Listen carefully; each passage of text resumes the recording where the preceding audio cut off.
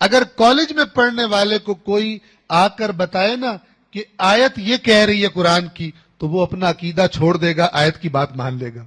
لیکن مدرسے میں پڑھنے والا ایسا چیمپئن ہے کہ اس کو جتنی مرضی آیتیں سناؤ، حدیثیں سناؤ، وہ اپنا عقیدہ نہیں چھوڑے گا. اتنا پکا ٹھپا لگایا ہم نے اس کو.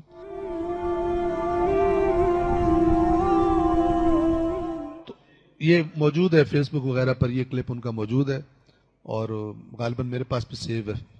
تو وہ کہتے ہیں کہ الفاظ سنیے ذرا اور پھر اس کی دلیل سنیے. کہہ رہے تھے کہ کالج میں پڑھنے والا ولی اللہ بھی ہو. ولی اللہ سمجھتے ہیں نا، بہت نیک، پرہیزگار، متقی، یعنی اتنا نیک کہ ولی اللہ ہو لیکن پڑھتا کالج میں ہو، مدرسے میں نہ پڑھتا ہو. کالج میں پڑھنے والا ولی اللہ اس سے مدرسے میں پڑھنے والا ایک فاسق اور فاجر بہتر ہے. کیوں؟ دلیل سنیں. اس لیے کہ اگر کالج میں پڑھنے والے کو کوئی آ کر بتائے نا کہ آیت یہ کہہ رہی ہے قرآن کی تو وہ اپنا عقیدہ چھوڑ دے گا، آیت کی بات مان لے گا. لیکن مدرسے میں پڑھنے والا ایسا چیمپئن ہے کہ اس کو جتنی مرضی آیتیں سناؤ، حدیثیں سناؤ، وہ اپنا عقیدہ نہیں چھوڑے گا. اتنا پکا ٹھپا لگایا ہم نے اس کو، اتنا پکا فریم اس کا بنا دیا ڈائی کہ اس میں سے چیز چینج نہیں ہوتی. قرآن کی آیتیں سناؤ، پتھر ہے. حدیث رسول سناؤ، پتھر ہے، ہلے گا ہی نہیں. اس لیے یہ فرقے اتنے پکے ہیں، بنیادیں ایسے بنائی انہوں نے.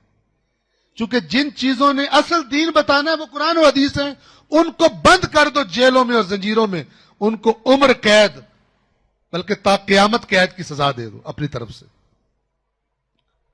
اور اس کے بعد حکومت کس کی ہے؟ جو تمہارے مسلک کا بزرگ ہے، جس نے بعد میں اس میں اپنی آراء دی ہیں اور وہ آراء فیمس ہیں، انہی آراء پر عقائد ہیں. اس کے خلاف نہ قرآن کی آیت قبول کرو، نہ رسول کا فرمان قبول کرو. کوئی نہ کوئی بہانہ بنا دو، کوئی نہ کوئی کیڑا نکالو. ڈائریکٹ یہ نہیں کہتے ہم قرآن کو نہیں مان رہے. کیا کہتے ہیں؟ قرآن پر حق ہے لیکن ہم نہیں صحیح طرح سمجھ سکتے. انہوں نے صحیح سمجھا، جنہوں نے، یعنی یہ قرآن ٹھیک نہیں ہے، یہ یوں کان پکڑنا ہے، اور یہ کہنا کہ ہمیں سمجھ نہیں آ رہا، یہ یوں کر کے کان پکڑنا. نتیجہ وہی ہے کہ قرآن کی بات نہیں ماننی.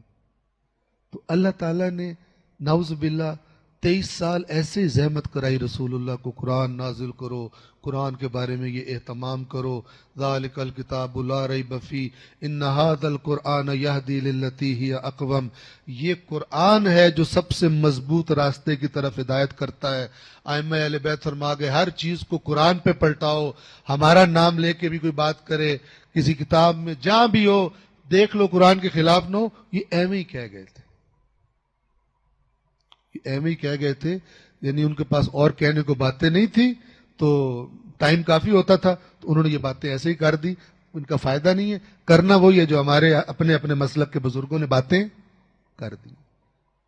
اس بیماری نے اس امت کے اندر اصلاح کا راستہ بند کر دیا.